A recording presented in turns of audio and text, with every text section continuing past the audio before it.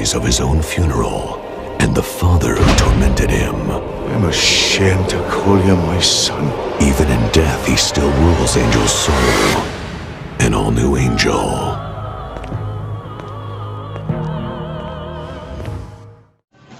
Hello and welcome to this week's edition of Slade, the Buffyverse Revisited.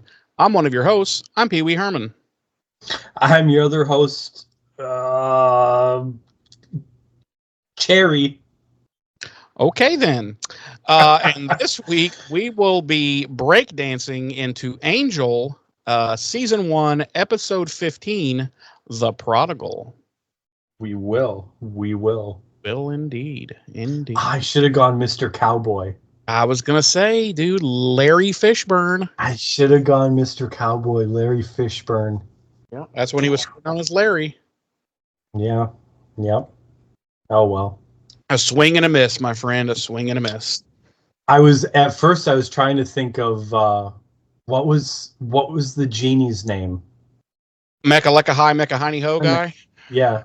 Mecca Lecca High, Mecca Hiney Ho. That's what I was trying to think of at first, and then I couldn't pull it up, so I went with Cherry.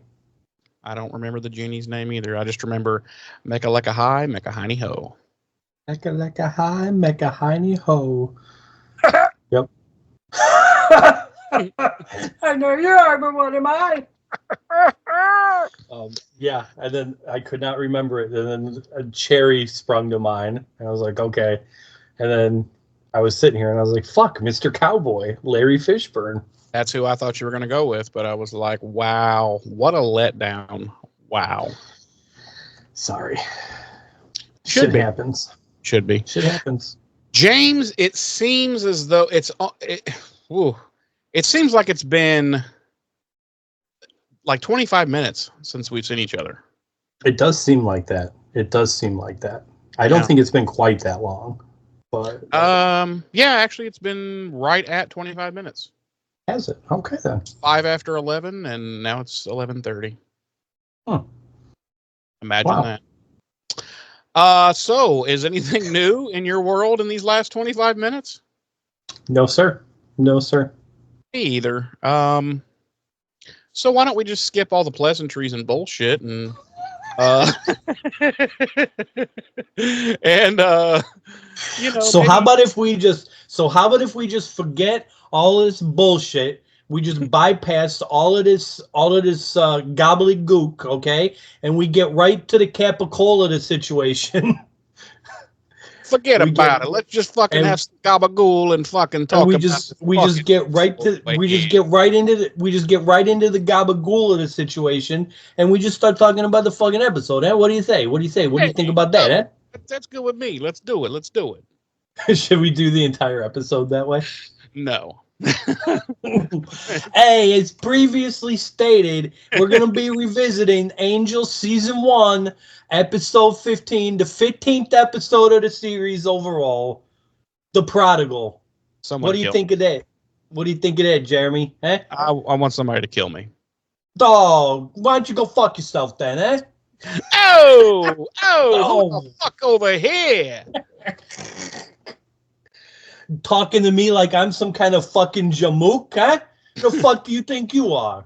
Oh, you Stugatz over here? What the fuck? Stugatz over here? Jesus. All of our Italian listeners have now left, and they think we are losers. Yes. Yes, we'll be pimp walking. I don't know. No, that was last episode. We're breaking. That was last. No, that was last episode, wasn't it? This week we're breakdancing. And I don't think it's walking. I think it's pimp limping. Whatever. How the fuck do I? I'm white. Are you though? Awkward. So go ahead. No, I don't want to anymore. Okay. Well, since I don't have any of that information, I guess we're skipping it all and going right into the episode. Yes, it's the Angel Season 1, Episode 15, our 15th episode of the series overall, The Prodigal. Our episode director this week is Bruce Seth Green, and our credited writer is Tim Minear. Our original air date was February 22nd, 2000 on the now-defunct WB network. Our Nielsen rating when the episode first aired was 3.3 million households, ranking it 90th out of 132 network primetime shows for the week and 4th out of the 15 primetime shows airing on the WB for the week. Our regular cast, as always, includes David Boreanaz as Angel, Charisma Carpenter as Cordelia, and Alexis Denisoff as Wesley. Our guest stars this week include Elizabeth Rahm as Detective Kate, John Mahone as Detective Kate's daddy, Trevor. What a weird name to give the guy. Trevor? Yeah, this old, like, late, like early on boomer. And they're like, what should we name? It just came to me. What's that? Trevor. Yeah. How many Trevors do you think were born in that generation? About probably 2? Not. Yeah, 2. This guy. This guy. Fake. Yeah, this guy. maybe a poor kid who was stillborn. Right. J. Kenneth Campbell as Angel's father, Glenda Morgan Brown as Angel's mother, and Julie Benz as Darla. I love me some Julie Benz, let me tell you. She gives me the Benz, if you know what I'm saying over here. No, Jeremy, I don't. Why don't you explain it to me and our listening audience? She makes my penis stiff. Oh, wow. Okay. Hey, you asked for an explanation, motherfucker. I'm sorry I asked. You should be. My episode synopsis this week reads, as Angel investigates Kate's father, he remembers his tyrannical father and recalls killing his family as a novice vampire in 18th century Ireland. I don't really think it's in that order, but fair enough. Mine's completely different. Mine is, Angel seeks to solve a mystery involving Kate's father after a normally peaceful demon attacks a delivery man on the subway. Okay. So yours kind of forgoes the whole Angel flashback aspect of it. Yeah, it's like mine's kind of like, well, we don't see the need to describe, the crux of the episode in our synopsis here. So, we'll just let the people figure it out for themselves. Yeah, it's a synopsis, not the Cliff Notes. Right. So we open up with a previously on Angel, and we recount the events of Angel or Kate's father's retirement, and Kate finding out that Angel is a vampire. And then we cut to dawn in Galway, Ireland, 1753. A maidservant is filling a pitcher with water at a well, and we see Angel leaning against a wall of the house in the shadows, looking quite disheveled. And he's calling to her, and she responds, calling him Master Liam. I think we already knew at this point that Angel's real name was Liam, right? That's what I was going to ask you, because I couldn't recall. I was like, wait a minute, is this the first time we find out that his real name is Liam? Now, we don't get his last name, but I'm going to assume, obviously, that it's O'Shaughnessy. Well, yeah, obviously, Liam O'Shaughnessy. Liam O'Shaughnessy! Liam O'Shaughnessy! Top of the morning to you. Top of the morning to you. My name's Liam O'Shaughnessy. I'm a layabout. I'm a layabout in a scandal. You went a little Scottish there in your bar role. Yeah, and I'll crush you like a worm. And he's bidding her to come closer. Her name's Anna, and her boobies are out and about. Did you notice that? And she's all like, Master Liam, your father, and he's like, he'll be off to church by now, repenting for his sins as well he should be. And he bids her to come closer again. And she asks why he's keeping to the shadows. Does he not feel well? And he says the light's bothering his eyes. And at that point, Angel's papa shows up, and he's all like, and I know the reason why, and he shoves Angel into the sunlight. And I think we're supposed to have a little brief moment of, oh my God, he's gonna start smoking. And then he doesn't. The flames. Right. And then we realize that this is still pre-Angel, basically. Yeah, he just didn't want to come in the light because he's hungover from the night before. Right. His dad's like, you've been up all night drinking and whoring, and I can smell it on you. And they go back and forth. What I've been doing all night, Father. And they go back and forth, and his dad calls him. Do we ever get the father's name? I don't think we do. No, at least not in this episode. Okay. They go back and forth, and his dad tells him he's a disgrace, and Angel's all like, if you say so, Father. What? No, nothing at all. And his dad's all like, I do say so, you son of a bitch. And he punches him right in the dick. And Angel's like, why'd you punch me in my dick, Father? And he's like, and the father's like, because I don't have good aim. I was trying to punch you in the face, but I don't see well.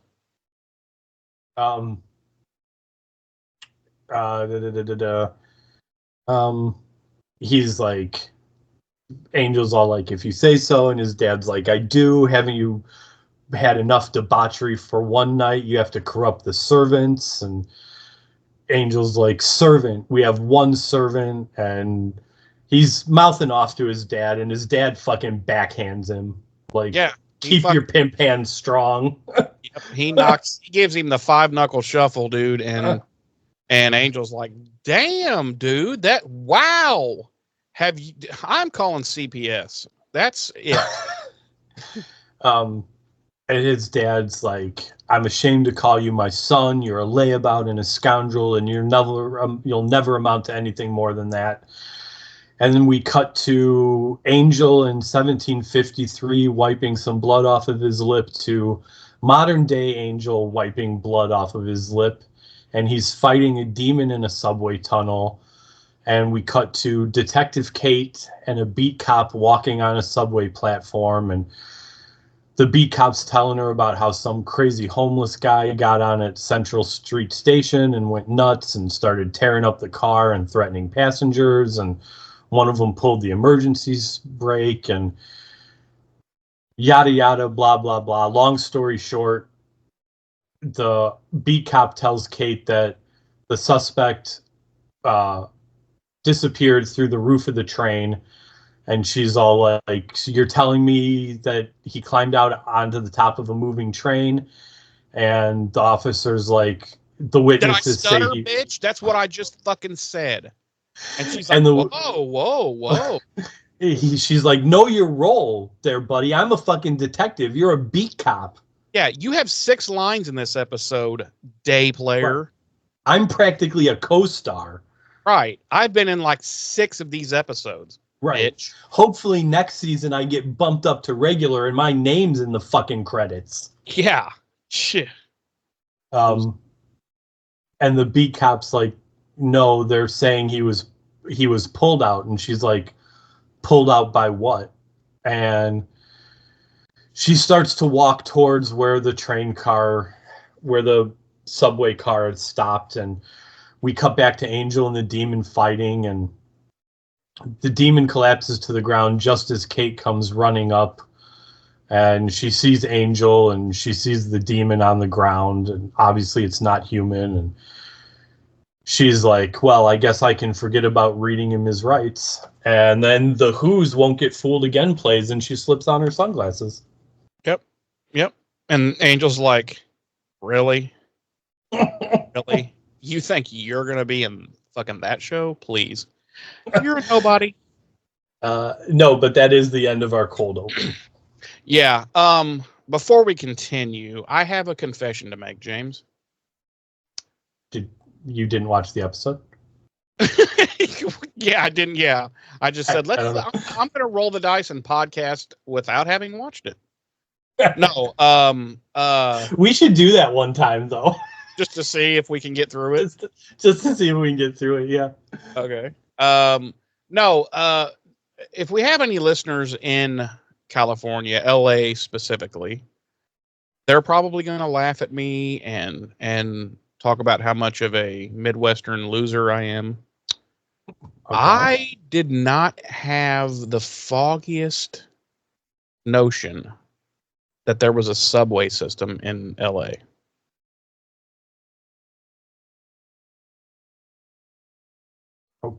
Okay. I mean, I would guess maybe people from there are going to think that's probably dumb, but I mean, you're not from there, so why would you? Well, I mean, everybody knows New York City has an LA. They have an LA too. They have a subway system, and San Francisco's got the trolley cars and all that, and I don't know. And they have rice-a-roni, which my understanding is the San Francisco treat. It absolutely is. They also have a lot of crime there now, from what I understand. But anyway. Well, it's a Democrat-run city. What do you expect? Exactly. A bunch of pussies. God, snowflakes. Liberal cucks. Liberal fucking soy boy cucks. God. What a bunch of snowflakes. When will people just learn, just be an asshole? It gets you places. Right. Yeah, just be a dick to everybody. Right. That's what's going to get you far in the world. Right. Only care about yourself. Only care about yourself, particularly if you're a rich, heterosexual, cis white male. Yes. And a boomer, especially if you're a boomer. Right. And other people like you. Right. Right. If other people are people of color or women or poor people, don't care about them. Like myself. Yeah. Don't care about those people. Yeah. And that's been Politi-Talk with James and Jeremy. No, but going back, I had no idea. Are there any other states or cities that have subway systems? And I know, and everybody knows Chicago has the elevated trains deal and everything. I had no idea that LA had a subsystem. So here in Chicago, we don't. The CTA, which runs on the elevated tracks, does also go underground. Oh. But we don't. Do you get scared when it goes underground? Do you like, oh God, ooh? No. Okay. But I don't think it's very common for Chicagoans. I've never heard it referred to as the subway in Chicago. I'm sorry, go ahead. No, I was just going to say, LA is so close to sea level. I thought, I didn't think they could have underground anything in LA, but apparently I am a geographical idiot.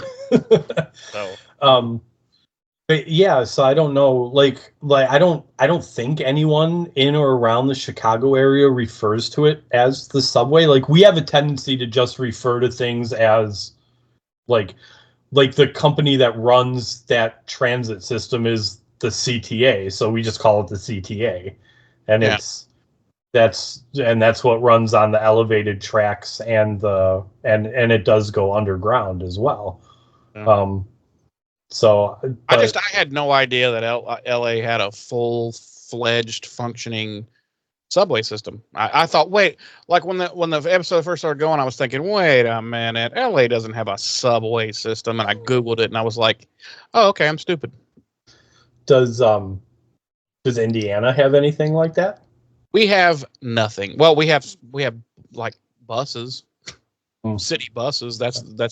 That's one of the big complaints about Indianapolis. Like when we hosted the Super Bowl and stuff, that was a big worry that we have no mass transit system, and that was a huge worry. It actually ended up not being an issue, but it's brought up all the time. Democrats here in the city have been trying for probably longer than I've been alive to get some type of mass transit system here, and of course the Republicans never want to do it because Republicans never want to spend money unless it's on their shit.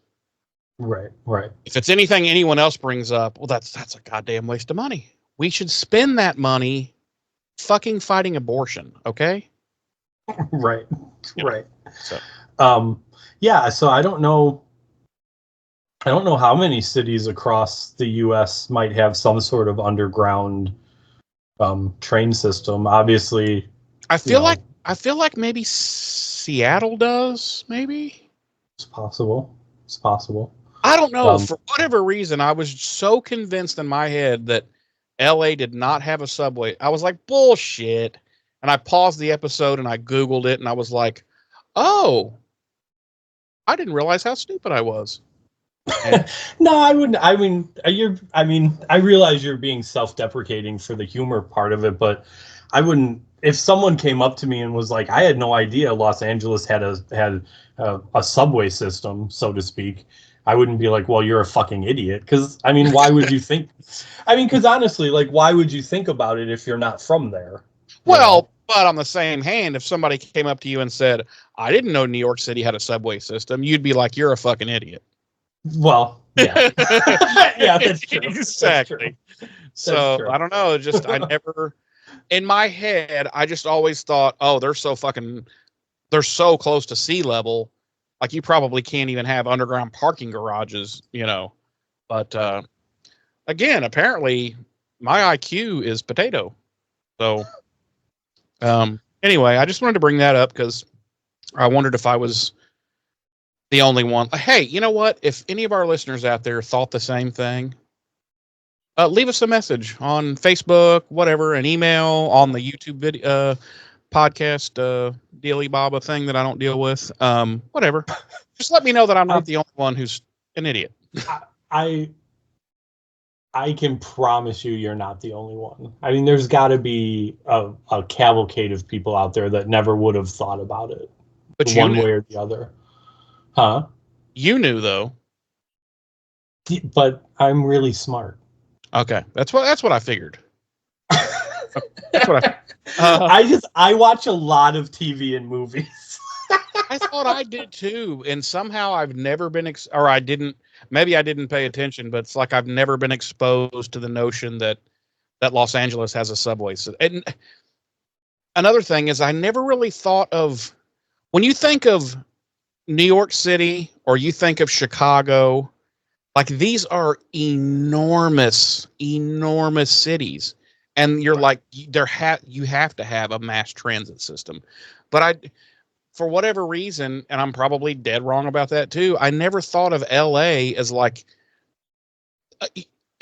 I'm talking in terms of, square mileage. I never thought of LA as that big that it would need a mass transit underground fucking transporter system. So I don't know. Right. Honestly, I think some of that does tie into, now I say, like, I knew about LA's subway system because I watch a lot of TV and movies, but also I think not having an idea of how big LA really is also kind of ties into, like, how you said you thought you did watch, because it doesn't seem to me that anything I've ever watched with LA as a main setting ever really deals with how big LA is. Whereas things set in Chicago or New York, that tends to be something that's talked about in those movies or TVs, like just how big the cities are. You see what I'm saying? Yeah.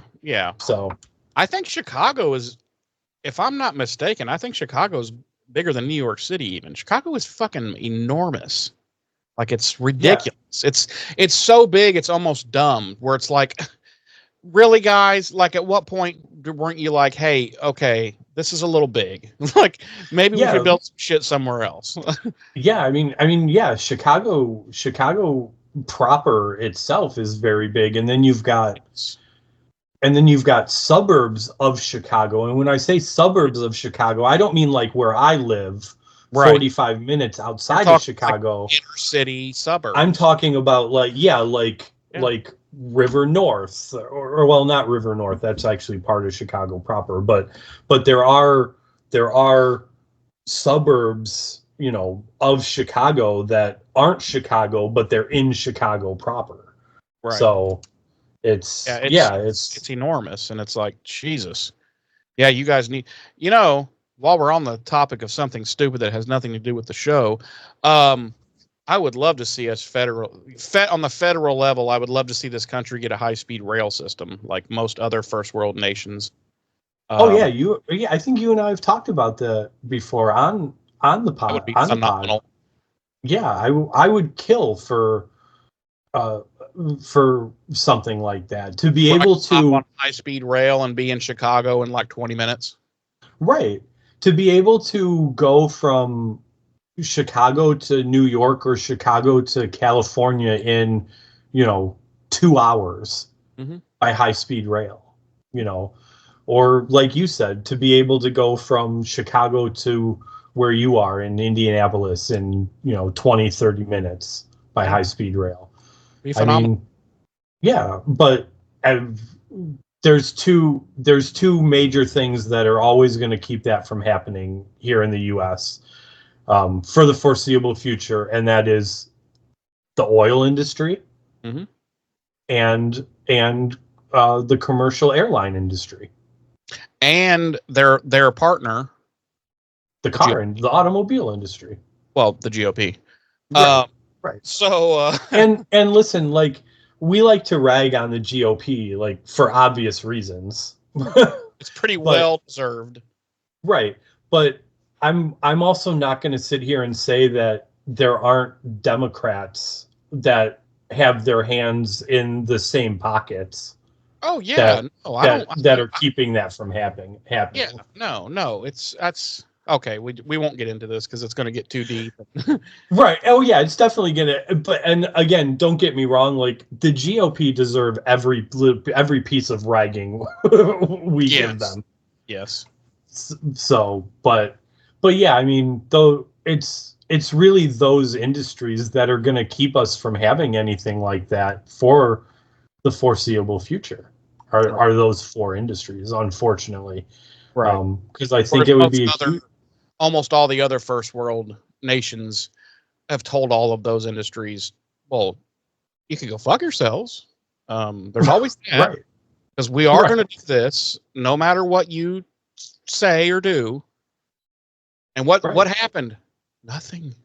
Not a damn thing. But everybody here got their hands in big oil pockets. Right. They don't want to. They need that money for that third beach house in Martha's Vineyard. So, and that's exactly fucking way. And that's exactly why it's not going to happen, because they're going to keep milking that teat for those dollars as long as they can. We allow some corruption in this country, and it's literally insane. Listen, and this is probably going to get us flagged as fuck on YouTube. Nothing in this country is going to change until we have actual fucking revolution.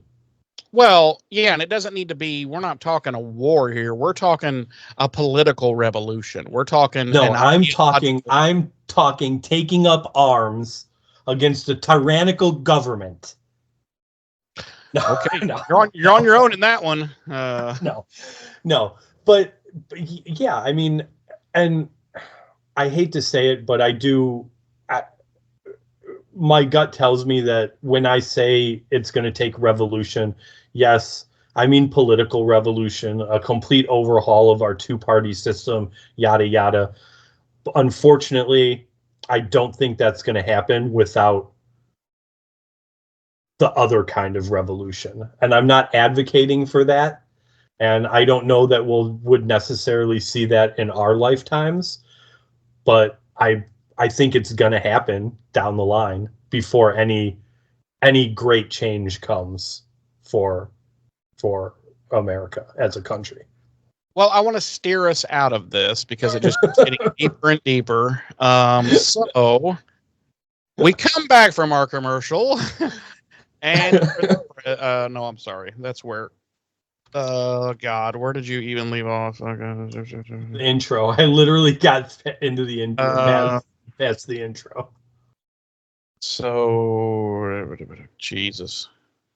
So yeah, she says, "I guess I don't need to fucking read him his rights." And Angel looks at her and he's like, "But by the way, did he have a drum set there? Right. Well, he had a MIDI synthesizer and he just went. Oh, yeah. What did the demon die of? Because it just dropped dead all of a sudden, and he even looked at it like, "What the fuck?" But like, we never get an answer to that. Yes, I don't know if they directly say it, but I believe.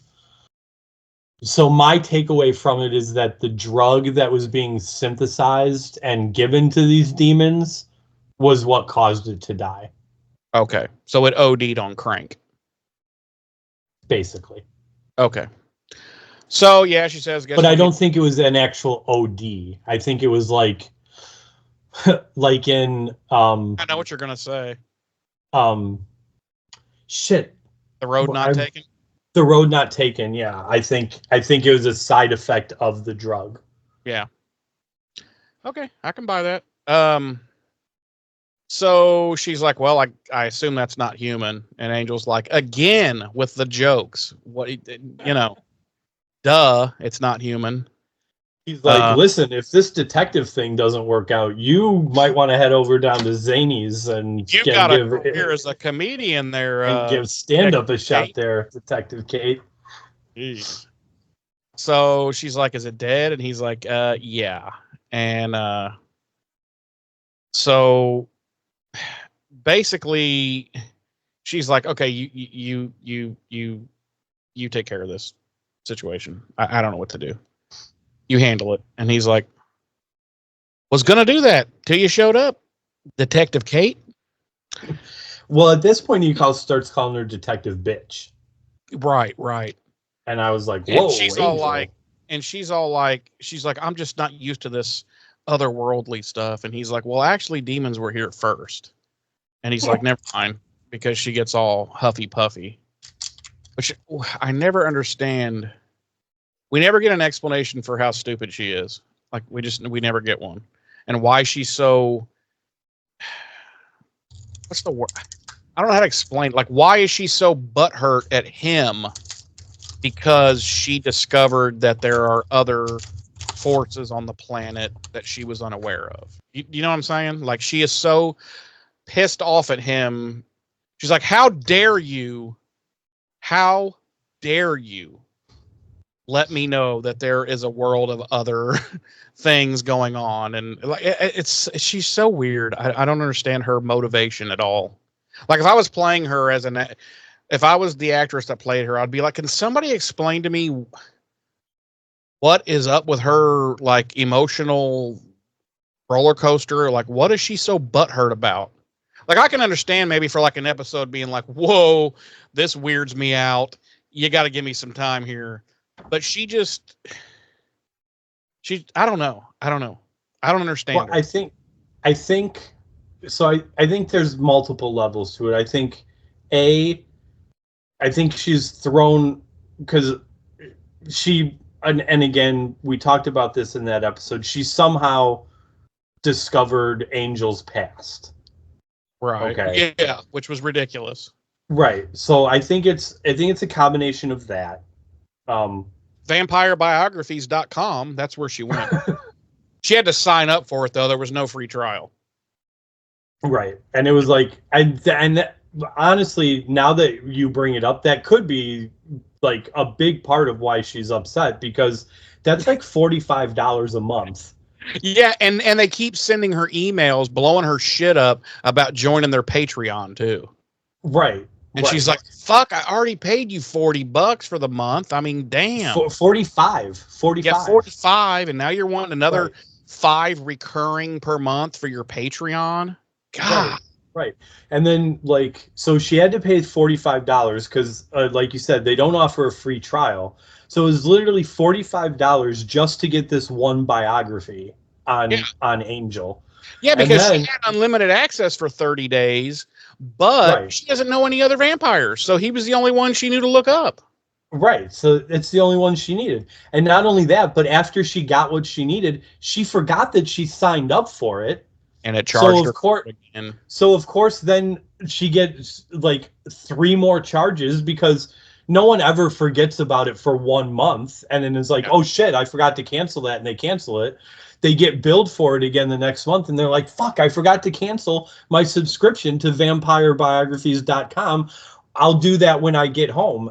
Do they do it when they get home? No, they fucking forget about it again for another 30 days until they get billed again. They get home, now start cooking some noodles. Right.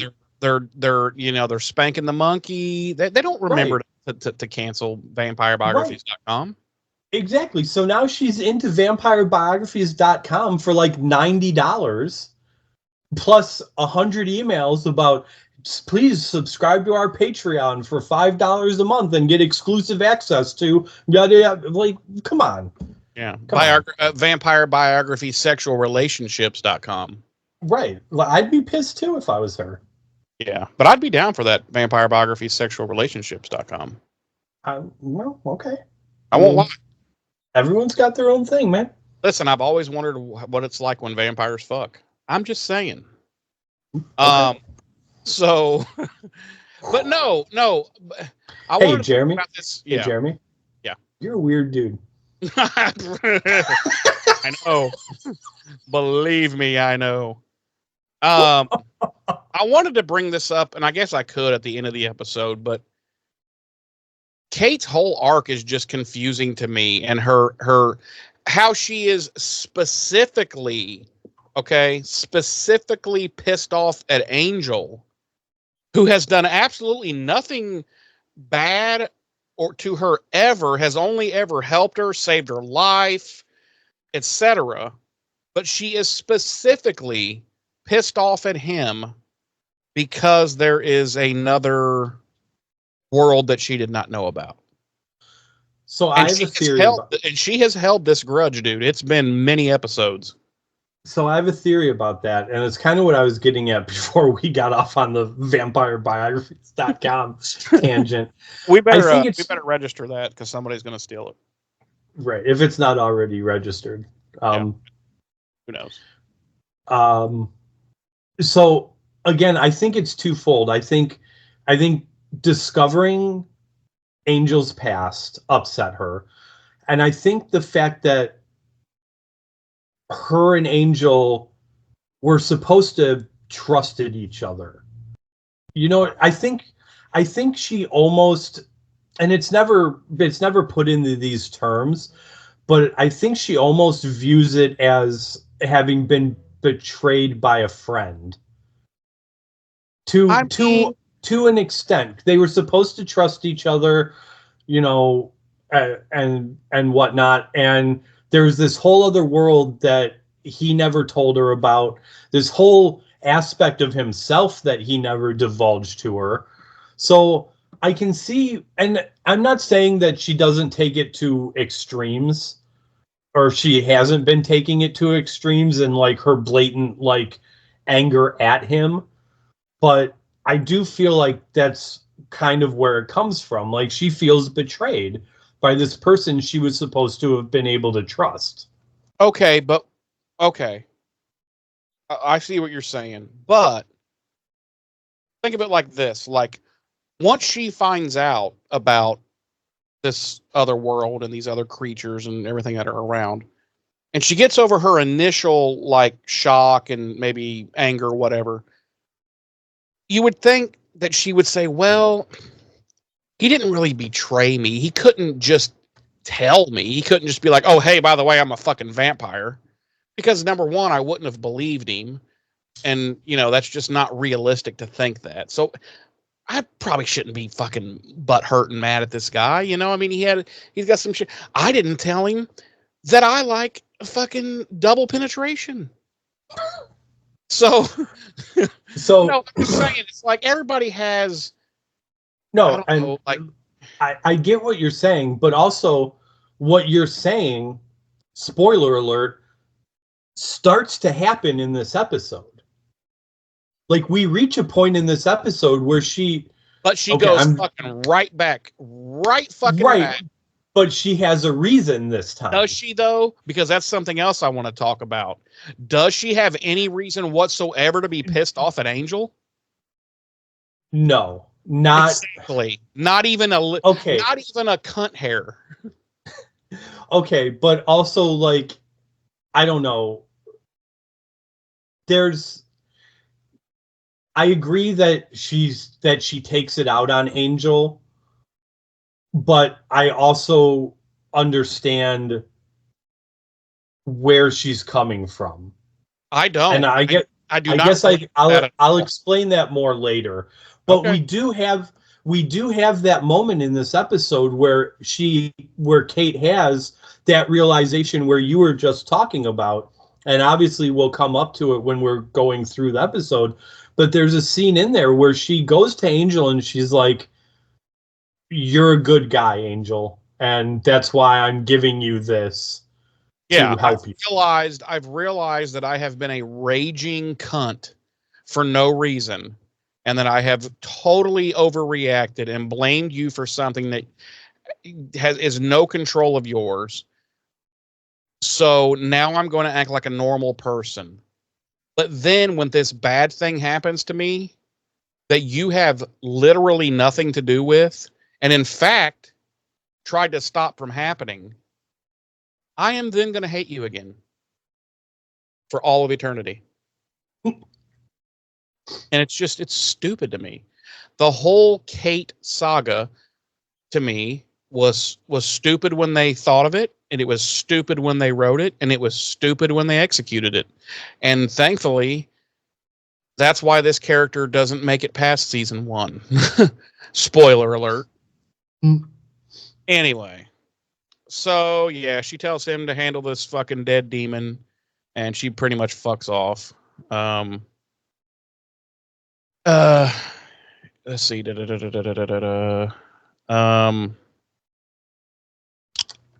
Oh yeah.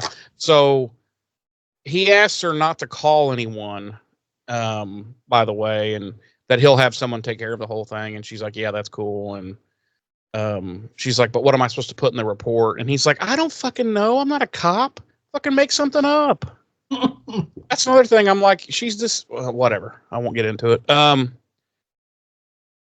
So, I mean, basically, it's like, obviously, you can't put this shit in a report, detective. No one's gonna fucking believe it, you know. Well, and he does tell her too. He's like, "Well, what would you have put in a report before?" Crazy homeless man on drugs loses his mind. And she's basically like, "I've never dealt with something like this before." And he's like, "Yes, you have. He's you like, stupid bitch." Yeah. He's like, "Yes, you have, you stupid bitch. Like, think about it. Like, I guarantee you've dealt with this shit. You just didn't realize you were dealing with this shit." Right.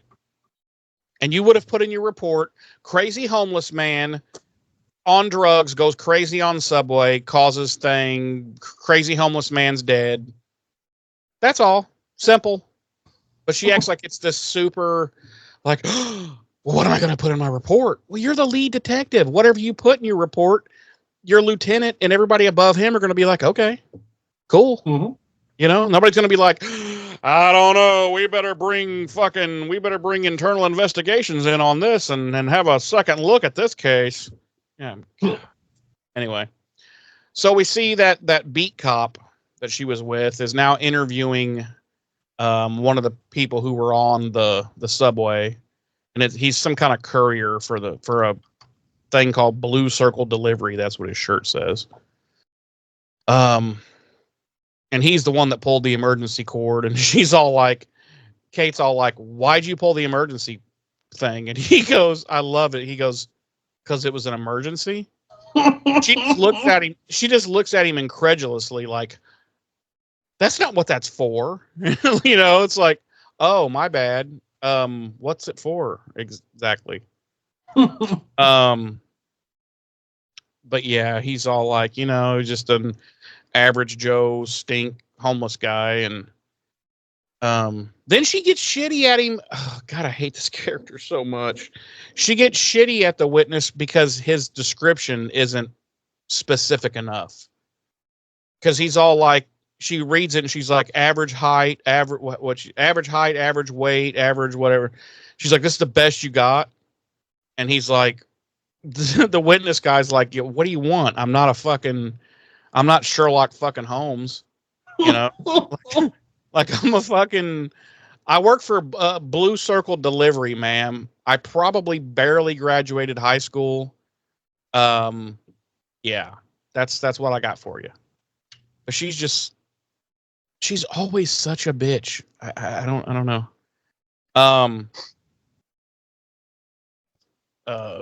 So Kate's like, well, circulate the description so we can find the criminal. And I'm like, why?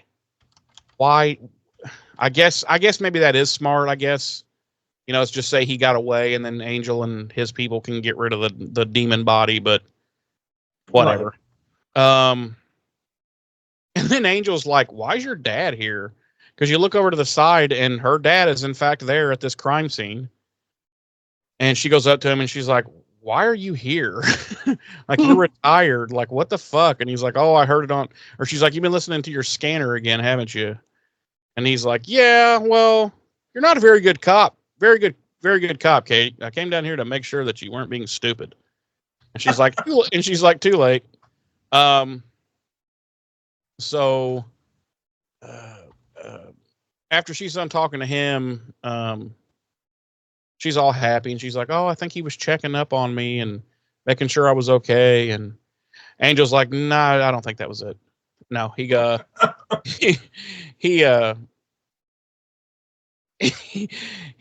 to talk to her about it, but she's like, you can't do that.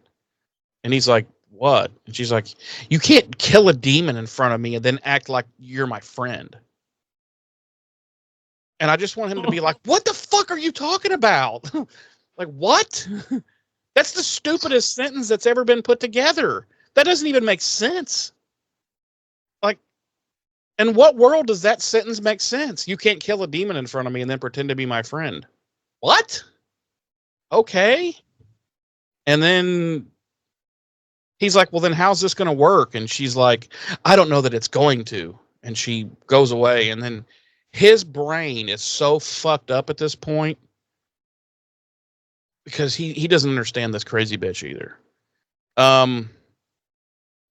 Sorry, that was one scene, but it was kind of a long scene. There was a lot of shit going on in there and a lot of her stupidity. We cut back to Ireland in 1753, and old Liam is brawling in a pub. He's drinking and brawling, and that damn debaucherousness. And who's sitting over in a dark corner table watching it all and quite happy about it? But Darla. And she's asking the old bar wench, about him and, who is that? And she's like, oh, he's just a ruffian scoundrel. And basically he's fucked this chick and then ignored her. You can tell she's quite scorned. And she's all like, yeah, he keeps strange hours. He's up all night. And Darla's like, oh, I'd be okay with that. It's not a problem. And then we cut back to the present at Angel Investigations, and that motherfucker is on fire. And no, Angel is like, he and Cordy are talking. You can tell they've been having this long conversation, but he's kind of zoned out. And she's like, hello. And he's like, huh? What? Yeah, what? So she's been telling him about how to use this she's wanting him to give her a 4-digit PIN code because they've had this alarm system installed and yada, yada, yada. But he's zoned out of the whole thing, so he's missed it. And she's just like, yo, what the fuck, bro? and Wesley walks in holding some books, and he's like, I believe I've identified the demon you've told me about, and it's a Kwayani demon, who are actually all females, and they're a completely non-violent race of demons. They're harmless. They're completely harmless. They're non-violent. They're not very strong. They pretty much stay to themselves. And again, they're all female. And Angel's like, well, not this one. This one was fighting like a motherfucker. And so they're like, well, that something had to have set this demon off, to make it so aggressive and strong and everything. And Wesley's like, well, it had to be something. And Angel's like, or someone. And you're like, do. What could it be? But then we cut to Angel visiting Kate. Why, I don't know. But he's gone to see her at the precinct. And he's basically telling her the same thing they've figured out, that something had to have set this demon off. Yada yada. And then she makes a big thing about, well, he can't say demon, he has to say evil thing. Which I don't know what that's about. He's like, yeah, Clearly okay. She's racist against demons. Right? And he's like, yeah, okay, whatever. So the evil thing. And he's like, but this is an evil thing that's not evil. And she's like, well, is that even possible? And he's like, well, have you met me, bitch? And she's all like, oh yeah, I guess that's true. And he wants the list of the passengers on the train so that he can kind of snoop on them, basically, each of them, and figure out which one of them might have done something or had something or whatever, have some connection to this demon that set it off. And she's basically just being a bitch still. She's like, why? And he's like, because I'm a private investigator and I'm trying to investigate this case. And she's like, that doesn't make sense to me. And he's like, I know, but that's because you're stupid. And she's like, what? And so basically she won't give it to him. And so he's like, okay, I guess I'll fuck off then. And he does. So they decide that they being the Angel team, they decide to split up and follow two leads. Angel decides to follow the blue circle courier guy, which he does, to an apartment building. And he's kind of stalking him. The guy doesn't know he's being followed. And Angel's kind of waiting in the dark, and he's knocking on a door in the apartment building. And who answers the door? Trevor Lockley. Right? Kate's father. And he looks kind of shitty. He does, doesn't he? He's like looks really annoyed that this guy's there. And they exchange. Yeah. He hands this guy something, and this guy hands him something, and then he just like puts this towel over his shoulder like a cooking and then slams the door in the guy's face. And the guy's like, geez, doing my fucking job, dick. And Angel sees all this happen, and then the courier guy leaves, and then Angel...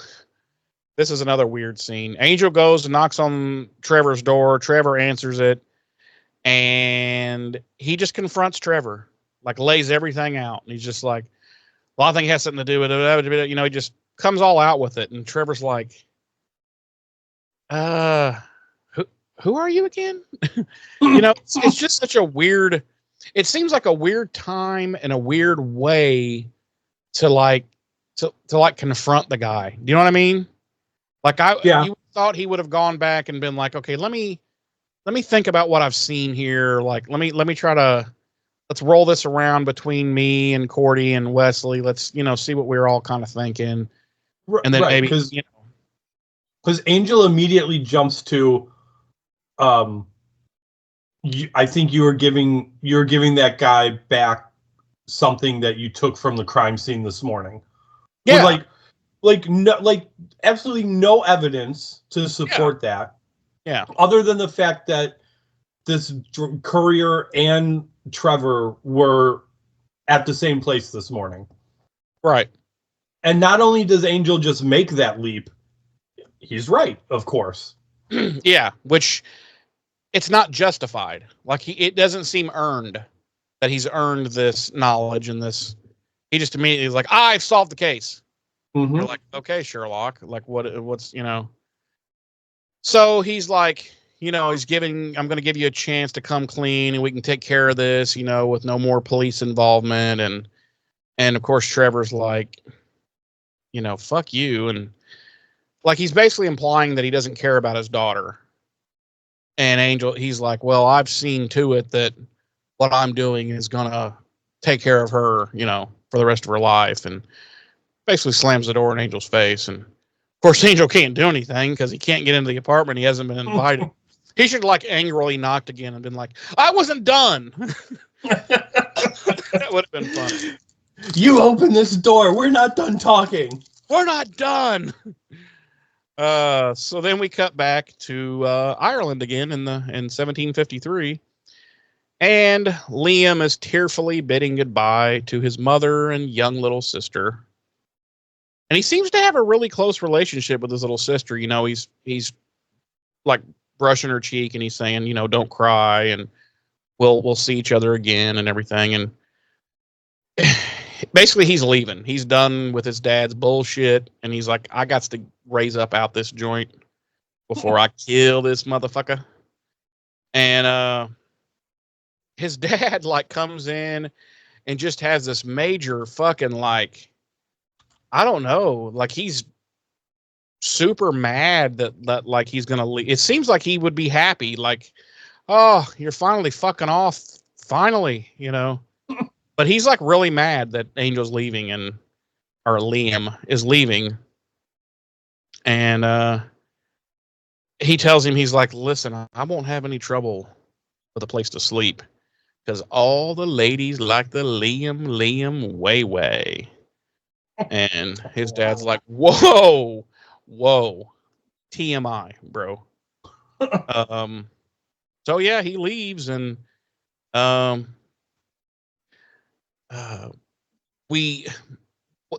weave it in, like they show him doing like, drinking and brawling and debauchering and all that stuff. It's kind of like a montage, and then they weave in the scenes from, what was that?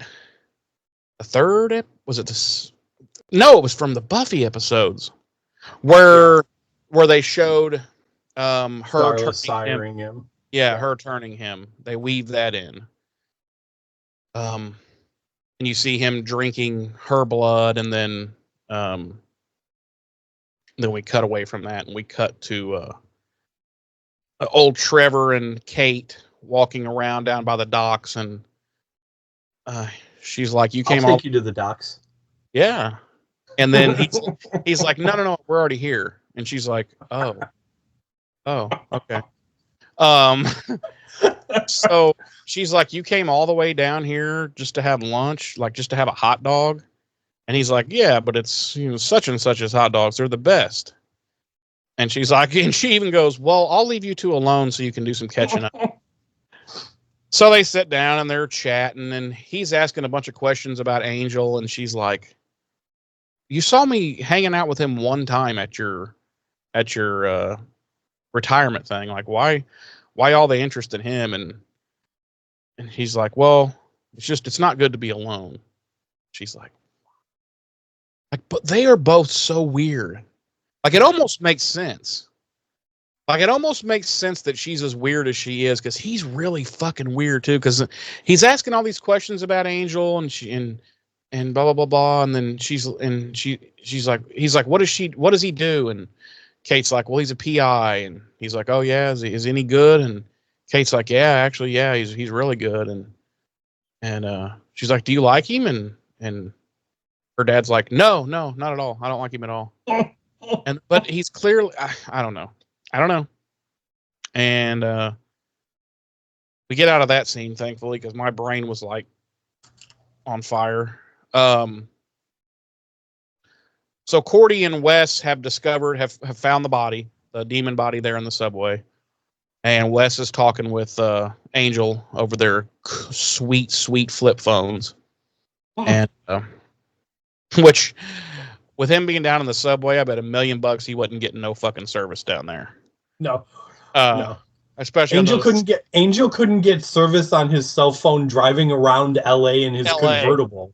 Right. There's no way Wesley's got service on his cell phone in the subway. Not in 2000. Especially on these 1G fucking LTE fucking phones. So wow, does this next shit really get me? So they're talking back and forth, yada yada yada.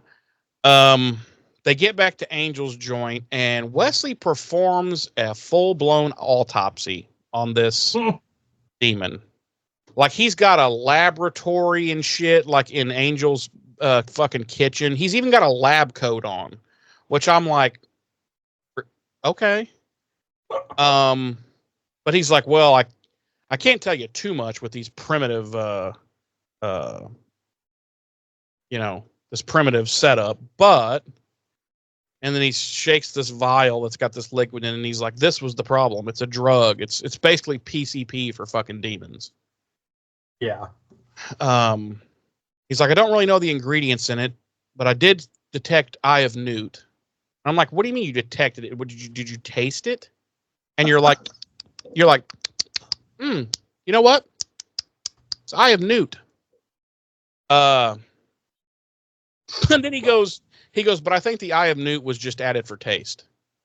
I was like, okay, so Eye of Newt and the Angel verse or Buffy verse it tastes good. All right. We know that now for the future. Good to know. Good to know. Right. So the drug will not only make any of them crazy, but it also enhances their strength. And Angel's all like, well, okay, then that's a really docile, weak, demon. What happens if that drug is used by like an already powerful, like, battle demon? And then we hear, of course, dun dun dun. And we cut to Cordy, who's been tailing the Blue Circle delivery guy. And what's going on there, James? She's like in full, like, she's got a short blonde wig and big glasses on, and she's got photographs, and they show. Look at this photograph. Sorry. Every time I do it makes me laugh. Everyone likes Nickelback. I don't care what anybody says. Everyone.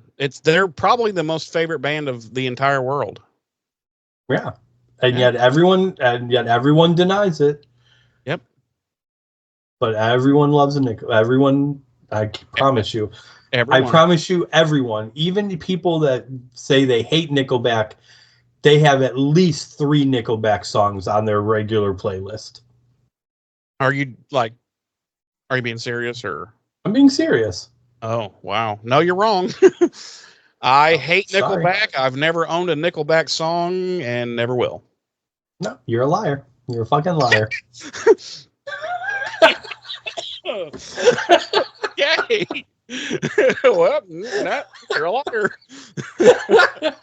I wasn't expecting that. Okay.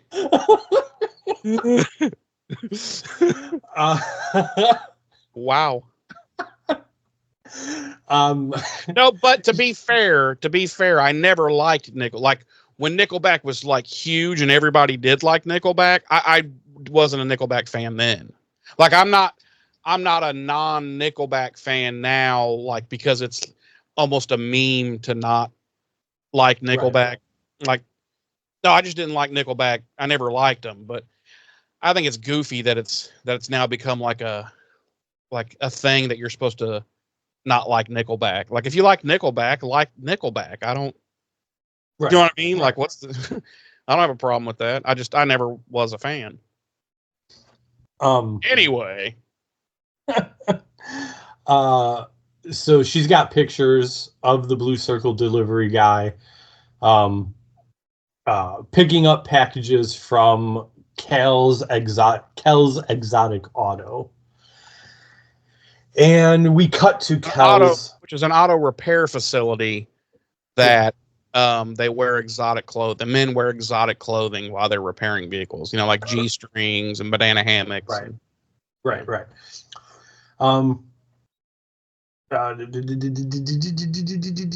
So we cut to Kel's, and we see old Trevor Lockley telling the drug dealers all about Angel. And we kind of find out that he doesn't really know that they're running drugs.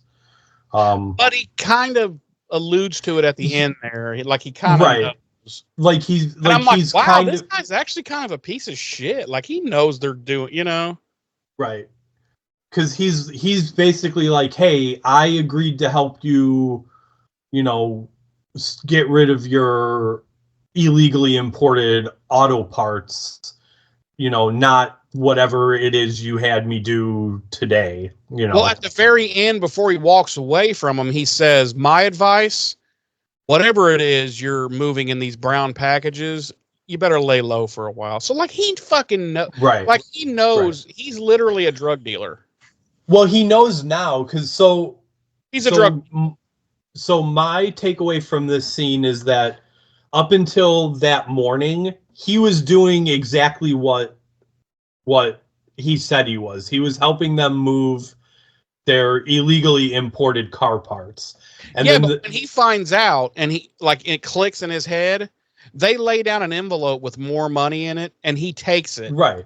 And he's just like, okay, fine. So I'm a drug mule. I'm okay with that. Literally. And so I'm like, you know what? Now I just lost all give a fuck about this guy. Because it's like, it's not like he thinks that he knows now that it's definitely not like illegally imported car parts. Right. You know? So he leaves, and then the head of the drug operation, who of course turns out to be a big old ugly demon. A big old ugly, powerful battle demon. Right. Orders his thugs to kill Angel and Trevor. And we cut back to... Which, again, I'm like, wait a minute. Why? Why are you killing Trevor? Like, what did he do? Like, he took the money. He's going to continue to do... clearly, you need him because of his connections to the department. Like, why would you even consider offing him? It's not like he said, listen, you guys knock this shit off or I'm going to sell you down the fucking river. Right. So what sense does that make? And then also, if you are going to kill him, why didn't you just kill him while he was there? Why didn't you just come out of your little back room and just be like, go ahead and off that guy? You know? It makes no sense. Could you please fuck up that man's shit? Listen, before he leaves, as he's leaving, could you rough him up on the way out? You know? Like, I don't get it. Kindly fuck him up. Listen, you don't have to be mean about it or angry, but could you go ahead and fuck his shit up? Okay, thanks. I don't want you to go out of your way or anything, but before Trev leaves, could you murder him, please? There's no sense in being disrespectful about it. We can all be adults here, but before Trev leaves, I'd like for you guys to break one off in his ass. Could we do that? Listen, we're all grown-ups here. There's no reason to get out of hand with it or to be disrespectful or mean or rude about it. But before former Detective Lockley leaves, could you please rip his bowels out through his asshole? And then feed them back to him. Him, yes. And rip them out again. No, but seriously, do you agree? Like, why would they just murder him then? Yeah, just fucking kill him right there. Let him go home first back to his apartment, back into a really populated area. Then you guys can go there later, where it's much more likely you'll be caught, and loudly murder him there. Right. Like it I think you're starting to understand probably where I'm going to land with my rating on this episode. I think I am. Yes. Okay. So we cut back to Galway in 1753, and Liam's family is in attendance at his funeral, and his father's standing there until the coffin is completely buried, and still looks like an angry prick, by the way.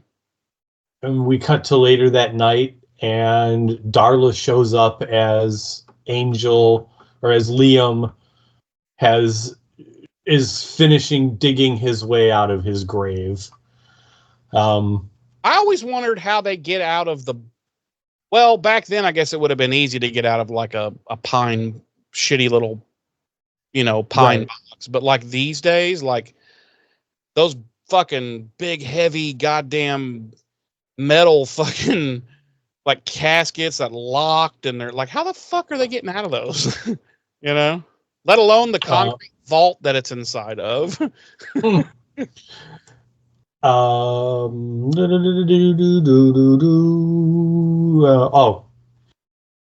He tells Darla that he could hear the heartbeats and smell the blood of the people above him while he was in the ground, and she watches as he vamps out and kills his first human, which is a groundskeeper there at the cemetery. Oh my god, at the cemetery.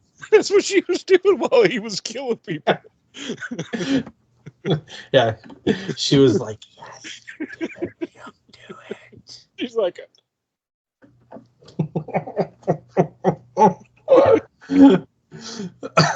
or not. She might not have done that at all. Or she might not have been doing that at all. Having watched the episode, I can confirm that she was not doing that. Yeah, that could have been my imagination. So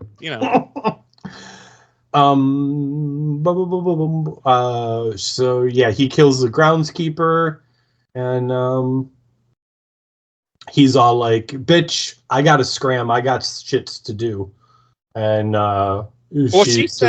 she says something about you can kill anyone in the village you want, and he's like, "Oh, I was thinking about killing the whole goddamn village." And she's like, "God damn!"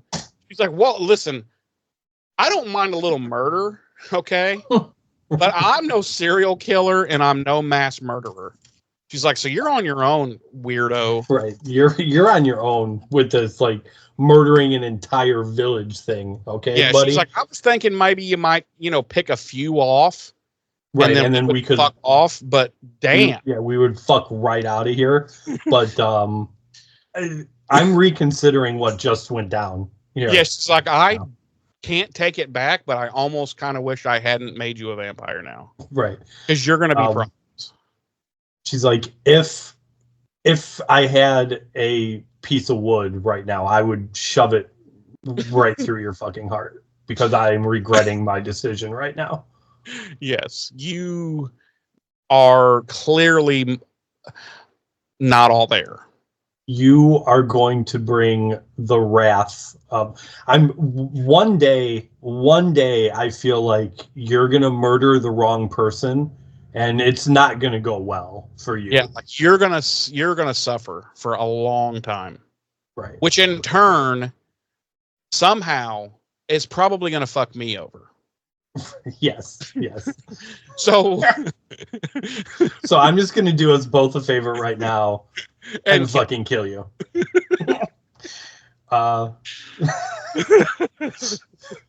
We need help. So we cut back to Angel Investigations, and Cordy has set a new alarm code, and Angel comes in, says he's going to go do a little reconnaissance, and Wesley says he's going to go with him, and Angel's like, fuck all you are. He's like, I don't need... What are either one of you useless sacks of human shit going to do for me? Right. He's like, I literally pay... You're a pussy. Cordelia, you're Cordelia. Right. What are either one of you going to do for me? Right. And they're both they look at each other and they're like, fair enough. Right. he's like, I literally pay Cordelia to get visions that she's gonna fucking get anyway. Yeah, she's not even good at keeping coffee made. Right. So I'm literally paying her because I don't know. I feel bad for her. So yeah, he's like, no, you're not, because I want to be conspicuous and don't want to make any moves until I have to. And you are not conspicuous, Wesley. You're a big fuckstick. And Wes is like, true enough. That's fair. That's fair. Fair. At that point, Kate comes into the office. Whoa. Comes into the office, and the alarm doesn't go off, and Cordelia's exasperated.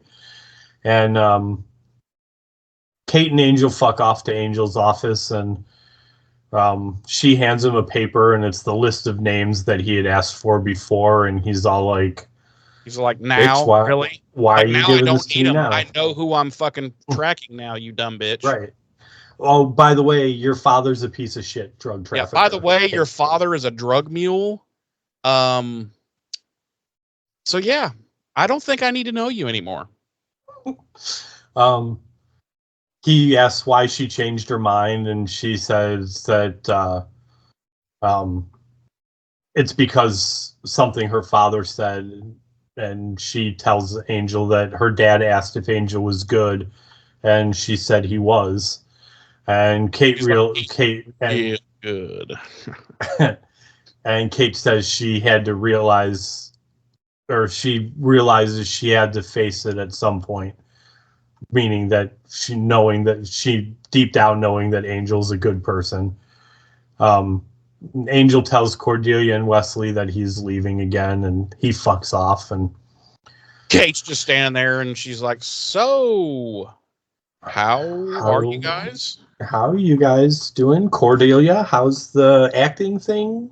Yeah, working out. You, I don't. And have we? And he's like, she's like, new Doyle. How are you?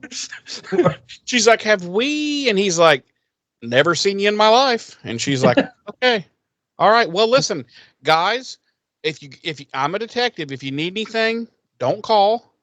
I'm gonna fuck off. I'm gonna fuck right off. Ta-ta. Toodaloo.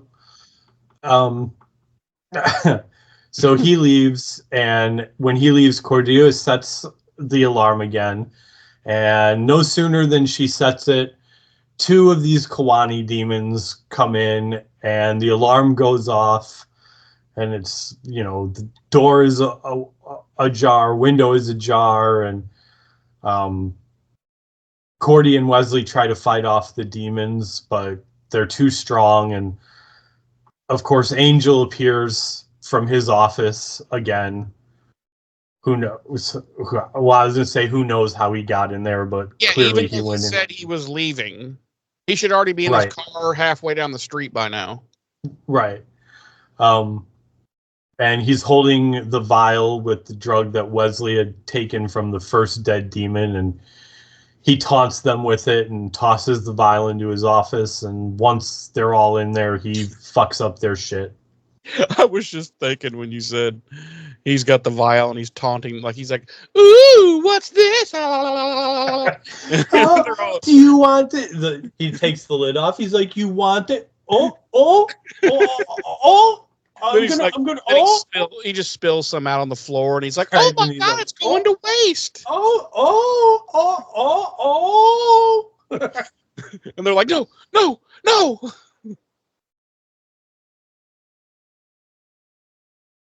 Sorry. Okay, I was like, James left. Yeah, he does. So, he gets them in his office, and he fucks them up quickly. Yeah. Which he takes two of them out. Like lickety split, but he was having some trouble with that first one in the subway at the beginning of the episode. Right. These two, he's just like, nah, pussies. Yeah.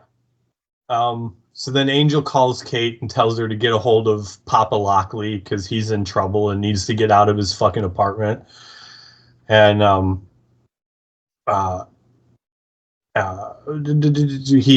he tells her that the the people going after her dad are vampires, and she knows how dangerous they are, but her father won't. And we cut to Papa Lockley's apartment, and the two men from the exotic auto repair shop show up to make sure he hasn't said anything to Kate. And we cut back to Ireland in 1753, and we see that Liam's returned home, and he's taunting him about trying to keep the demons out of the house by boarding up the windows and rubbing garlic on the door frame. And yeah, so apparently he's already been like terrorizing the village, like because the father's, like you said, is trying to board up windows and shit. So right.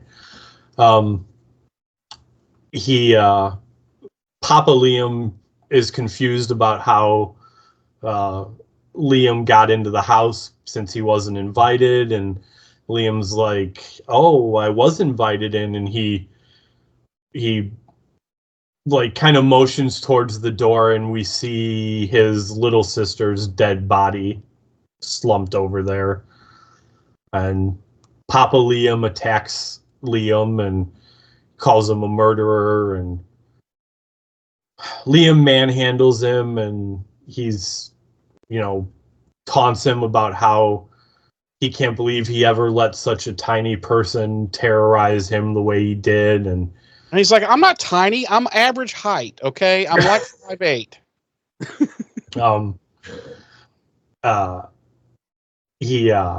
He tells his dad that, he's finally made something of himself despite all of his father's claims that he wouldn't, and he then proceeds to kill his father as well. And we're presuming he already... I thought they were making out, but yeah, he's killing him. Wow. And we presume he already killed his mother at that point as well. Do we? Yeah, I would imagine. I assume she escaped in the Batcopter. In the Batcopter. So Angel shows up at Papa Lockley's apartment to try and warn him of the danger he's in, and the dudes in the suits reveal that they're vampires, and Angel's unable to get Papa Lockley to invite him inside in time, and so he can only stand there and watch while they kill Papa Lockley. What? He can only stand there and watch while they all dance. While they dance, yeah. They have a full square dance. Now grab your partner by the hand. No, you must have got a different episode than I did. The episode I watched on Hulu, they were doing the safety dance. Oh, you can dance if you want. You can leave your friends behind. Yeah. Okay. You can dance if you want to. You can leave your friends behind. Because if they don't dance, they don't dance, and they ain't no friends of mine. They can dance. We can dance. No, in mine they were square dancing. They all put overalls on, and they were calling each other Uncle Dad, and yeah. That's wow. Okay. And Angel's like, "Let me in," and they're just like, "Nope," and they're square dancing. Nope. Right. And they're like, I bet you wish you could do. Grab your partner by the hand, throw that motherfucker into the wall. So yeah, he's helpless to watch as they kill Papa Lockley. And as soon as he's dead, Angel is able to get into... Well, he says to the one vampire, he says, as soon as his soul leaves his body, I'm in that door and I'm killing you both. Yeah. And the vampire's like, I don't care. Basically. Like, because it's like, he does it anyway, and I don't know. Right. And you think... So here's the thing, too, about this. Like, they probably don't care because they think there's two of us, we'll be able to take Angel, whatever. But like, Angel's got to have a reputation in the vampire world, right? You would think. Not only that, but David Boreanaz is like, what, 6'2", 3-ish probably. Big stout dude. They're like, if they stand on each other's shoulders, they're shorter than him. And they're little squirrely guys, and they got to be like, you know what? Realistically, you probably will fucking kill. Yeah, we're out. Jump out the window and fuck off. But they're like, but even aside from that, like at this point, like Angel's got to have a rep, right? Yeah, like in the demon world. And I kill other demons. Yeah, and this guy's pretty good at it. Maybe we should take him at his word. It's kind of like that. Kind of always irritated me about Highlander too. Yeah. Like, clearly, all of these people know who the fuck Duncan MacLeod is. Like, because they're always coming for his head. Right. And not only are they, even if they aren't coming for his head, like, they run into him and they're like, and they clearly, right. And, like, they clearly know who he is because, like, they'll be like, the Highlander, or whatnot. And, like, he's got a reputation in the immortal world, and yet they're still like think they're gonna fuck around with him, and they're like, well, those other 30 guys, they sucked. Right. I'm really good. I'm just very good.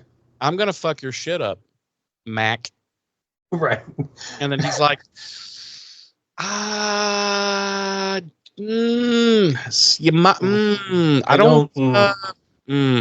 don't think so. I'm not feeling it. I'll be honest with you. I'm not feeling it, guys. I don't think so. You might want to fuck off. You might want to fuck right off. So yes, Papa Lockley dies, and Angel storms right in and kills one of the vampires. But the other one gets away because Kate shows up. Did you see how he got away? It was really cool. He just jumped in the toilet. He just flushed himself down the toilet. He was just like he was like peace, flush. He was just, and Angel was like, I didn't know that was a thing. He was like, flush.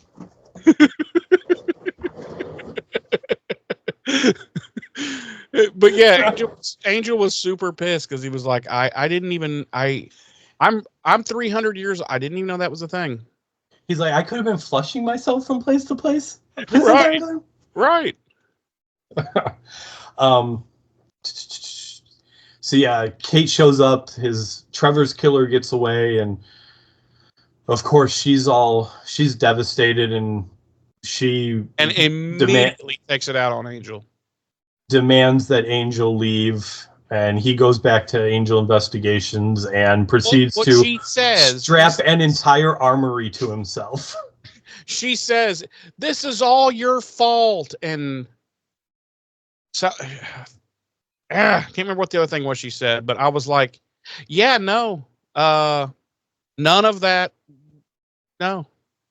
But yeah, sorry to interrupt you. Yeah, he straps an entire armory to himself. Yes.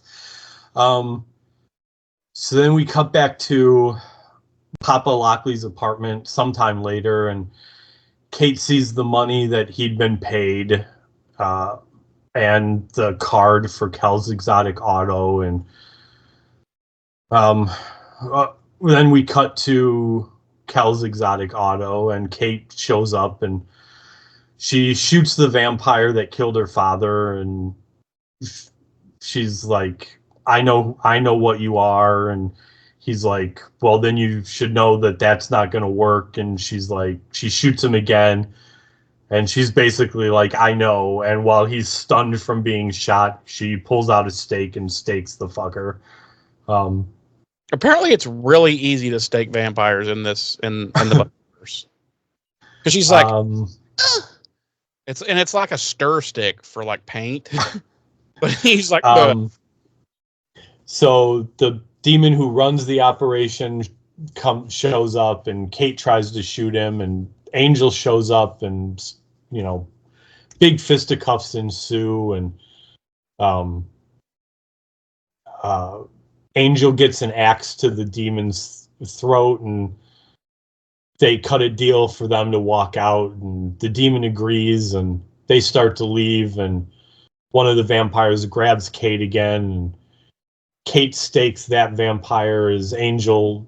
And this was kind of cool. Cheesy, but kind of cool. He throws his battle axe into the air, and two other vampires come at him, and he uses... I don't know why they didn't have him use these more often throughout the entire show. Like he uses his sweet ass stake wrist bracers, retractable ones, to stake these two fucking vampires.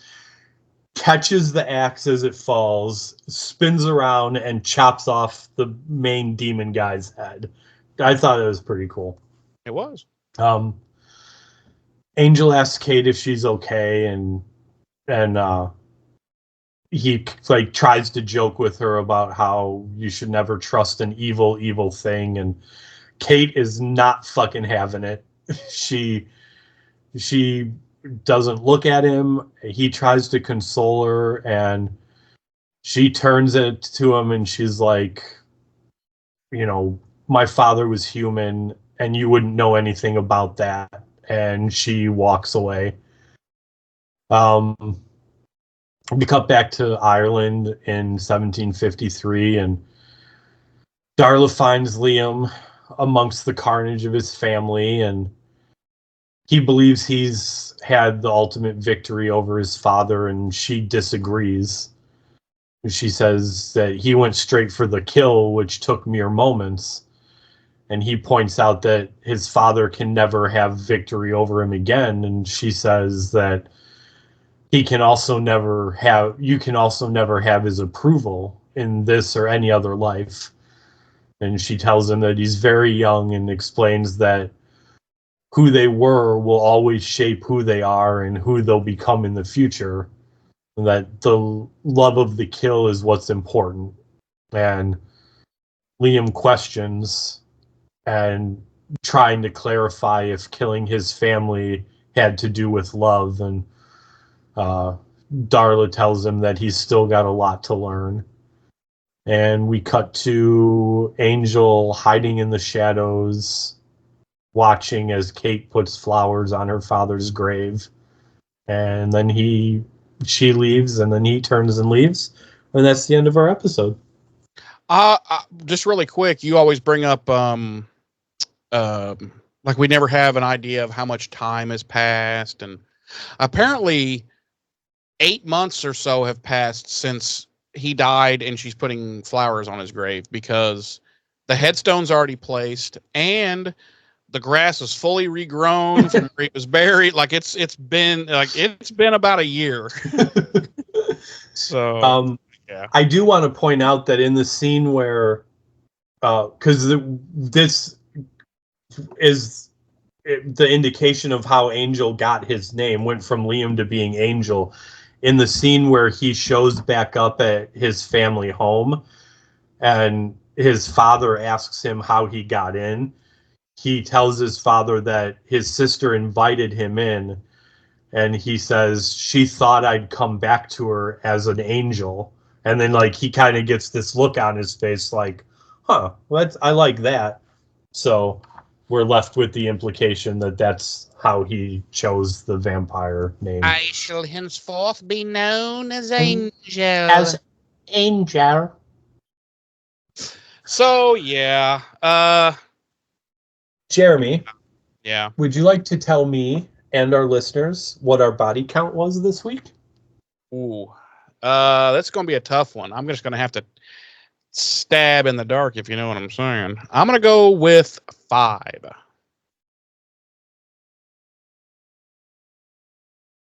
12. Wow. Okay. We have one Kawani demon. This one's kind of a technicality. Angel, sired by Darla. Okay. The groundskeeper, Trevor, 3 vampires staked by Angel. Angel's sister, mother, and father. 2 vampires staked we don't see the mother. I think we do in the flashback when Darla comes in. I think we see the mom's body on the floor. Oh, okay. Two I'll take vampires for it this time. killed by Kate and the head drug dealer demon. Our music this week, Robert J. Krall featuring Elin Carlson, The Birth of Angelus, and Christoph Beck and Robert J. Krall with our original score as always. Jeremy. Yes, sir. Will you please tell me and our lovely listeners how many dead members of Angel's family that he killed do you give this episode? Oh, I have gone back and forth and back and forth. I'm just I'm gonna go with my original gut call when I first finished the episode. I'll just go with that. It's for me, it's a 1, bro. It's just, it's such a mess, in my opinion. Maybe other people will disagree in about 5 minutes when it's your turn. It's to me, it's such a mess. I absolutely hate, as you know, it's no secret. I hate Kate. I hate her character. I hate the way she's written. I never liked her father or his character or the way he's written. This was actually going to be my first episode ever where I was just going to refrain from giving it any rating at all. Like, there have been worse episodes than this. And that's why I was going to refrain from rating it, because I was like, but I can't decide what to give this fucking thing, because there were ones that were way worse than this episode. But when I stop and think about it, I'm still like, but this is still just a 1 for me. It did nothing for me at all. Like, I feel like we could have the only redeeming shit in this episode for me was seeing him get turned, which we had already seen before. And it was really, like, I didn't need all this backstory with his family and shit. Like, none of it really, to me, changes the character or makes the character any different, you know? So yeah, there was just, to me, there was nothing in this episode that was that important. Really, if I'm being honest, now that I think about it, the only redeeming thing in this episode actually was Trevor getting killed. Like, that really made me happy. Like, I was like, okay, 1 Lockley down, 1 to go. And, but other than that, it was just a mess, man. It was just a mess. I was not interested in it at all. Which I've noticed pretty much when I think back on it, all the episodes that Kate has been a large part of, I have just zoned the fuck out. Like, I just don't even care. Never bought her character, never liked her character. Always thought it was a pointless character. And obviously they agree because they get rid of it. So for those reasons, I'm going to give it a 1, even though admittedly there are episodes that are much worse than this that were 1s for much worse reasons. But still, considering it just made me want to take a nap. It's got to be a 1 for me. And that's all I got to say about that. James, you are currently just you have no sound. So I will talk and try to fill in some time here. How about now? There you go. Okay. Yes, sir. James, let our listeners know your final thoughts on this episode, and how many scrumptious Darla boobies do you get this episode? I don't think Darla's boobies are scrumptious, but I am giving this a 4. Wow. I'm sorry. I knew we were going to be different, but a 4? Wow. Yeah. I really like this episode. I'm sorry. Okay. I really like this episode. I think it's well written. I think this is a 4. I'm wow. I liked the story. I was never a fan of Trevor. I didn't like Trevor from the moment he was introduced. So the fact that he died, I could care less about, outside of the emotional impact it had on Kate. Yeah, I liked it. I'm sorry. Oh, it's fine. I mean, it's fine to be wrong. We've discussed that on this show. Unlike you, I thoroughly enjoyed the flashback portions. I liked seeing more of Angel's backstory fleshed out. Like, even though it was things we knew, like I liked seeing his family and fleshing that out, and his funeral. I liked seeing a little bit more of Darla, like, kind of scouting him, so to speak, prior to their first introduction, and her siring him. I liked this. I liked the stuff with Kate. I think you and I are approaching the Kate stuff from very different angles.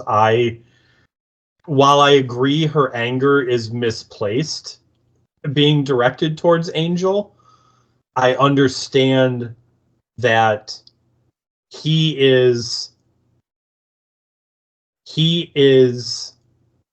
the embodiment of what she hates, and that makes him an easy target for that hatred, and she knows he's not going to do anything about it. He knows she knows he's just going to take it, so to speak, and not retaliate. You know what I'm saying? Like, Yeah. she knows she can be mad at him even though it's misplaced, and he's not going to do anything to harm her. He should slap a bitch, honestly. So yeah, like listen, I don't disagree that her anger towards Angel is completely misplaced, but I get the fact that he's, as far as she's concerned, in this moment of despair and grief over having lost her father this way, he is the actual embodiment of what killed her father. Yeah, but I thought you and I agreed a long time ago that this character in general is just shit. And I don't think the character is shit. I don't think the character is shit. I think the character is unnecessary. But I don't think the character's shit. Oh, I always feel like characters like this in shows like this are unnecessary. Hell, in the first season of Highlander, we had 4 characters like this. Yeah. And they weren't shit characters, they were just unnecessary.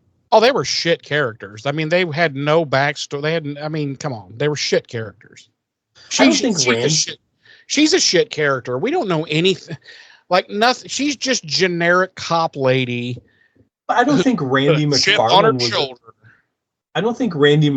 was a shit character. She was just unnecessary. She wasn't one. I'm talking about the different cop characters from season 1. Right, but I mean, I'm including Randy in that, because Randy was an okay character because she was somewhat fleshed out, and she had a fairly decent actress playing her.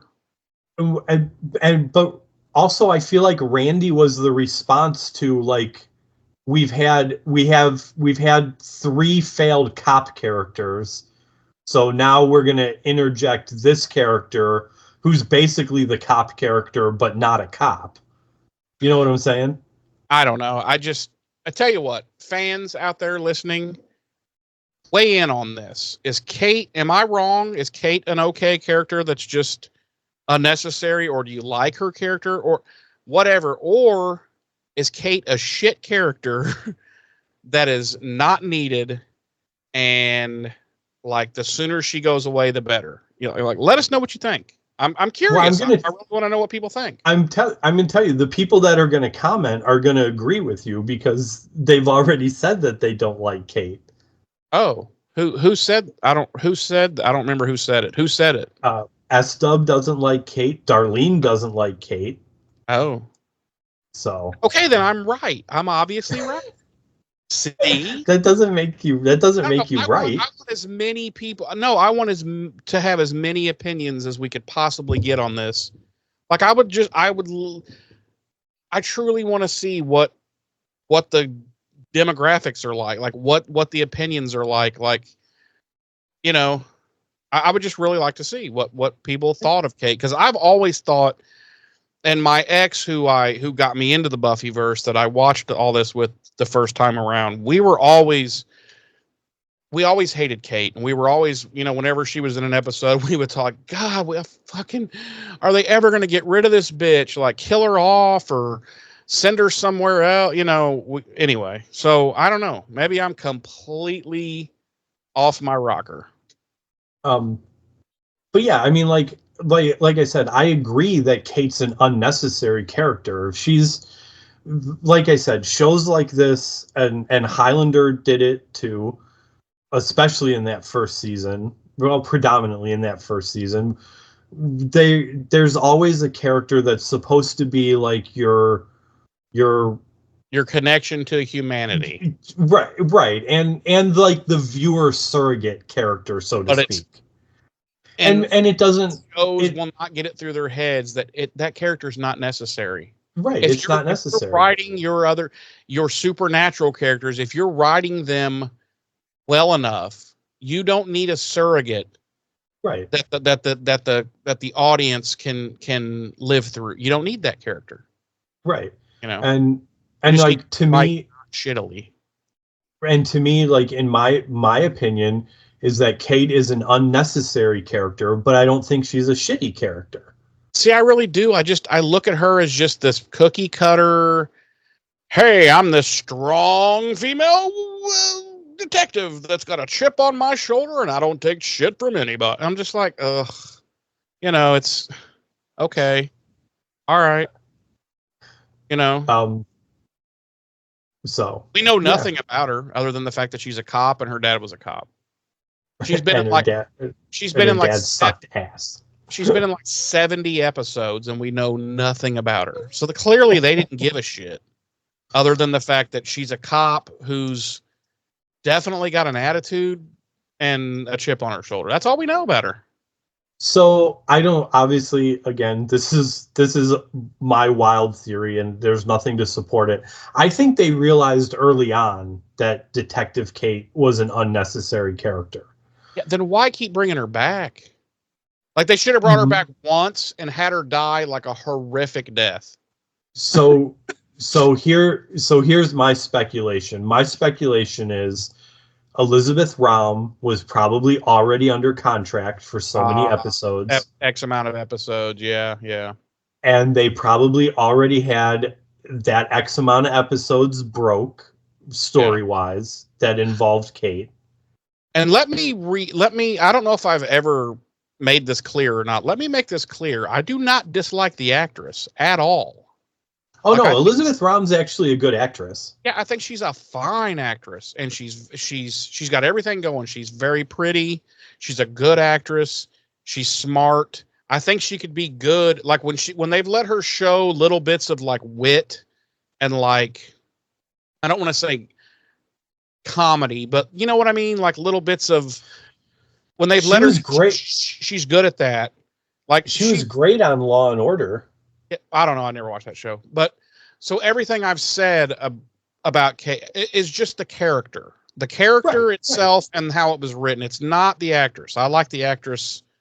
I think she's got amazing eyes. Her eyes, every time I look at her eyes, it's the color and stuff. It's just, it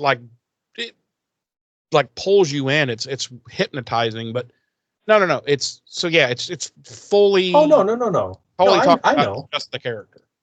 Yeah, no, I get that. I get that. I just want to make sure. But yeah, I mean, that's my personal speculation. Again, it's one of those, like I said, either when we did this week's episode of Buffy, or maybe even earlier during recording for this episode. It's wild speculation that I have absolutely no proof to back up. But my guess would be that Elizabeth Raum was already contracted for X number of episodes, and they already had so many episodes with the They decide- character. Yeah, and they decided the growth. nucleus is Angel Investigations, Right. But But I think they could have done a lot more with the Kate Lockley character. That right. Well, and honestly, this episode sets up her exit too. No, I know, but I'm just saying this character didn't have to be unnecessary, and it didn't have to be shitty. Right. I just don't think that writers on these kind of shows. I don't blame the writers. I blame the showrunner, which is Joss Whedon. Right. But I don't blame the writers at all. They have a writing meeting or whatever, and the showrunner kind of goes over like, these are the things I want to hit. Right. It's his fault. He should have made it. Whatever. I don't. But I do think the writers do play a part in it though too, because if you're so. And again, this doesn't just apply to Angel, and I keep using Highlander as an example because it's the primary one you and I would both relate to. I think showrunners and writers, for whatever reason, feel like there needs to be this audience connection character, and in shows like this, it's always like a cop or a reporter or whatever, and it should be a crackhead that lives in the alley that's just like, man, I've seen Angel come out, man. He was crazy. I would relate so much. I would relate so much more to a crackhead that lives in the alley behind Angel Investigations than I would a cop or a reporter. Right. Just someone who's just back there, just constantly fiending, just like, hey, Miss Angel, you got some money? You got some money? And they've never even met the characters on the show. Right. No, but I don't think the writers ever really know what to do with those characters, and I think that's evident. It was evident in Highlander that they really didn't know what to do or how to develop those characters. It's evident here with Detective Kate as well. And a lot of it with Highlander was Bill Panzer, the executive producer, because he was always saying, it's not called the Richie Ryan Show, it's Highlander. Right. I'm like, so you're saying no other character fucking matters and needs to be developed, you dipshit? Right. But look at some of the attempts they made with that. In the beginning, you had Powell. Yeah. And he didn't go anywhere. And then you had Stosh, and he didn't go anywhere. And then Stosh, and then you bring in Tim fucking Reed, who's what was his name on the show? I don't even remember his name. It might have been Detective Reed. Like, they couldn't even come up with it. Might have been. And he was in like what, one episode, maybe two? I think two. It might have been three. Two for sure. And like Tim Reed's a good actor. Like you could have definitely done something with that talent. But again, it's an unnecessary character that the writers don't know how to write into a show like this, because characters like this don't have a place in shows like this. No. Angel doesn't need a connection at the LAPD. He just doesn't. No. And that's proven from here on out. Right. It's just simply unnecessary. He is a supernatural creature who has he has one partner who gets visions from the fucking gods, and another partner who knows a lot of shit about the demonic world. So yeah, he doesn't need a connection to the goddamn LA fucking PD. So and that's the other thing. Like, I think writers bring in characters like Detective Kate or like Detective Powell or Stosh or Tim Reed or Randy McFarlane when they think there needs to be a police element to these things. And that's another thing that it's not necessary. It's just not necessary. These types of shows need to occur in the shadows, in the back. Exactly. Right. The because nobody took care of everything in the Highlander universe. Yeah, the Right, bodies, the heads, all that. and I was just gonna say, like, as a Highlander fan, and I'm sure as any other Highlander fan would tell you, we don't care if the police are investigating beheadings or not. Right. Like, we just don't. Like, I presume they probably are, but I don't need to see it. I don't fucking care. Yes, because they're never going to get it. It's never going to lead them anywhere. It's always going to be Right. unsolved cases. Right. And like in Angel, like there doesn't need to, I don't need like a police element to Angel. I don't fucking care if the police are investigating supernatural occurrences that they can't fucking figure out or that they can't solve. And the or that they Angel can't verse, it solve. makes even less sense to have Right. police And thing, you know.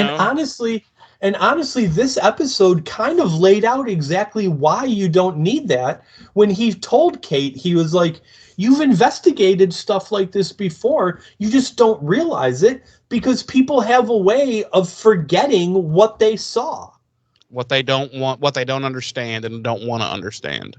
Exactly. And Exactly. like Angel laid out All that needs to exactly be in this. said. Right. Exactly. He laid it out exactly why that kind of presence isn't needed in shows like And then this. Kate So was like, "You know what? You're right. I think I'll go to another city and become a cop there." I think he's what? like, I'm "Good gonna idea." go. I think I'm gonna go to New York and pass the bar exam, and I'm gonna work for the New York District Attorney's office under Jack McCoy. Yeah, and I'm only That's what I'm going to gonna do. prosecute demons. I'm only gonna prosecute demons. Fuck you, Angel. And then Yeah, she stormed fuck out. you. I'm only going to prosecute vampires, bitch. Right. But yeah, I mean, that's my issue with Detective Kate. I don't think Detective Kate's a shitty character. I think she's an unnecessary character. And unfortunately, because she is an unnecessary character, she gets the short end of the stick when it comes to writing and character development, unfortunately. So that's where I stand on it. Okay, that was but a yeah, long-winded way of saying that I'm right. I don't believe that's what I said. Damn. I do not believe that's what I said. Damn it. I believe I said this is a 4 and you're wrong. Wow. Wow. You know what? Why don't you just tell our fans and our listeners how they can get a hold of us so that I can fuck off? Go to BuffyRevisited.com. You're going to find links to our Facebook, our YouTube, our merch store, our email address. Our email address is BuffyRevisited@gmail.com. Hit us up at the email. Hit us up at YouTube. Hit us up at Facebook. All of those places.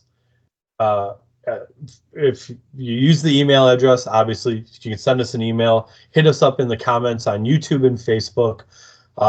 Give us your opinions on the specific episode that we're talking about, the Buffyverse in general, the podcast in general, me specifically, Jeremy specifically, your personal and specific trials, troubles, and tribulations, and potentially tribbles. Potentially. And of course, as always, your recipes. But we're really focusing on the tribble thing these days because we love tribbles and we love stories about tribbles. If you've got pictures of your tribbles, please send them. And as we all know, the trouble with tribbles is that they're trouble. The troubles with tribbles is that tribbles are trouble. Right. We all know this. We do all know this. Yeah. So do that. Of course, everyone knows. Hit up the YouTube. You're gonna get Jeremy. Maybe you don't know this. It seems to surprise you every time. Right. If you go to YouTube right now, as you're listening to this, if you go to YouTube, you're gonna find the video version of this podcast. See, I can't wrap my head around. I don't understand time. I don't know how time works. So every time you say that, there's a little pop inside my brain, like something pops, and it doesn't make sense. It just blows my mind. Okay, well, I mean, I don't know how to explain it to you. Yeah, well, no, it can't be explained. But right, I mean, it's magic. So it is. It's a kind of magic. It is. And of course, obviously, if you go to the Facebook page, you're going to find posts about the episode. That's where you leave us your comments and whatnot.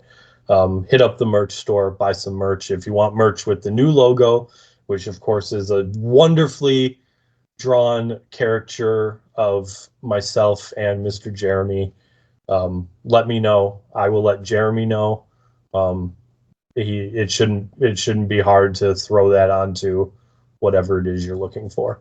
I need to get it. Yeah, I'd forgotten completely about it that we discussed this already, but yes, I need to get into the merch store and create all the same merch, but with the new logo as well. I haven't. I'm stupid. I haven't got around to it. I mean, we know you didn't know that LA had a subway system, so I mean, exactly. So what can we really expect from you? Yeah, cut me some fucking slack. All right. That's all I have. That's a long episode. Yeah, it is. Next week we will be jumping into Buffy, season 4, episode 16. Who are you? Who are you? Who? I really want to know. Okay. Who are you? I wish I had sunglasses handy. Yeah. Well, you don't. So simmer down. Fair enough. All right. I'm sorry, Papa. I'm sorry, Pop. I'm sorry, All Papa. right. Thanks for joining us this week, everyone. We will see you next week for Buffy, season 4, episode 16. Who are you? And I've been one of your hosts. I'm Herman J. Pee Wee. I've been your other host, Mr. Cowboy. Ta-ta.